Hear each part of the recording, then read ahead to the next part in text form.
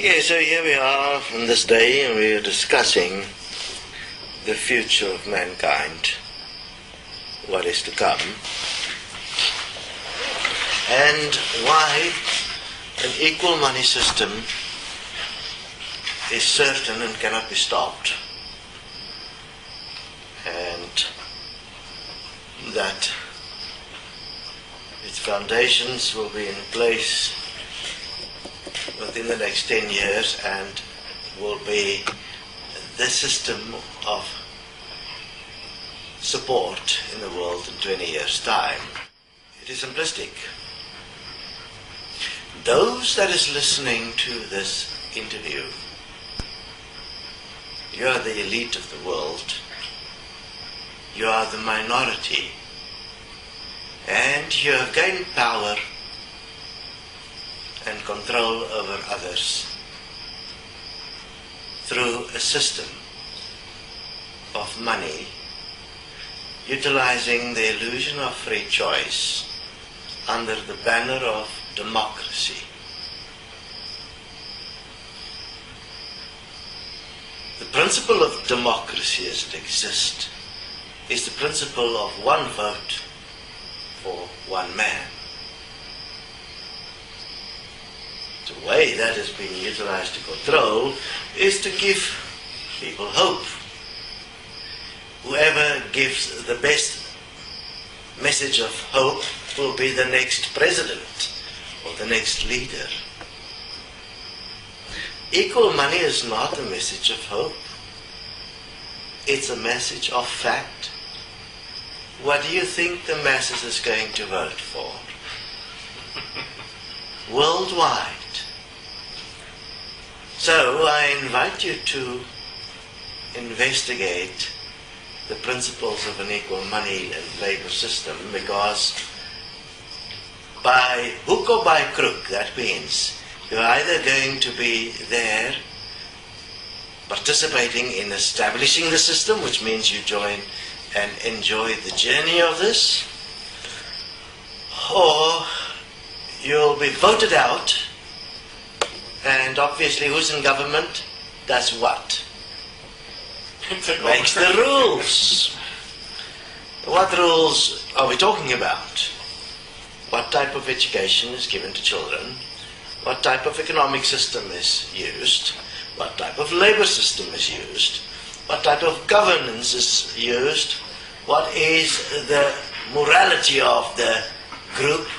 What is the ways the group will apply in keeping good, stable social structures? And obviously with a principle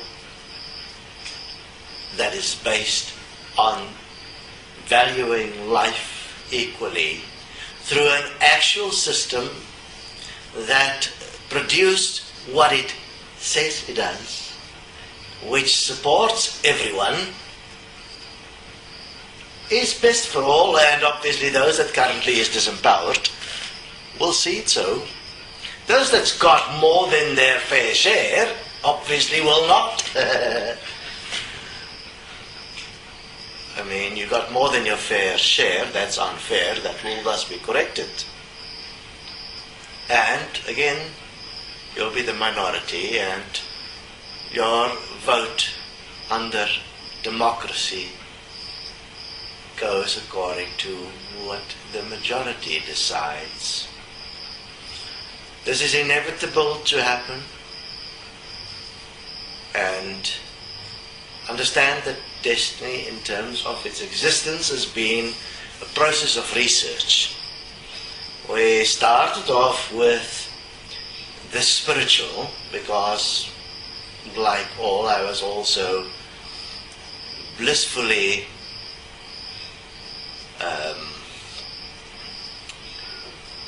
meditating myself into an extreme level of fuckness until I started looking at the reality of this blissful existence and noticing a curious thing. If I have a roof over my head and I have some money and I have food, then I am blissfully unaware of anybody else's troubles, and therefore I'll defend my position and I will weave all kinds of stories to make sure that my position of comfortability and superiority is not touched.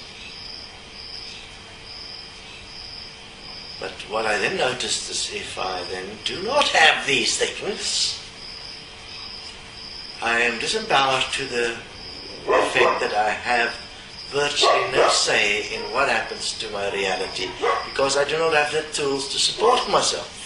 And I cannot get them unless I adhere to the system that is controlled by those that has more than their fair share. So if you are one of those that has got more than your fair share, an act of compassion would be to realize that that is not acceptable and that it requires adjustment. Now, in the process of the destiny discussions, we've obviously also investigated heaven. And part of the destiny message will be to prepare you in every way possible, if you would dare to hear, to prepare you to be effective when you die and crossing over to a new environment. Obviously, you are currently in an environment which is impulsing you to accept it the way it is.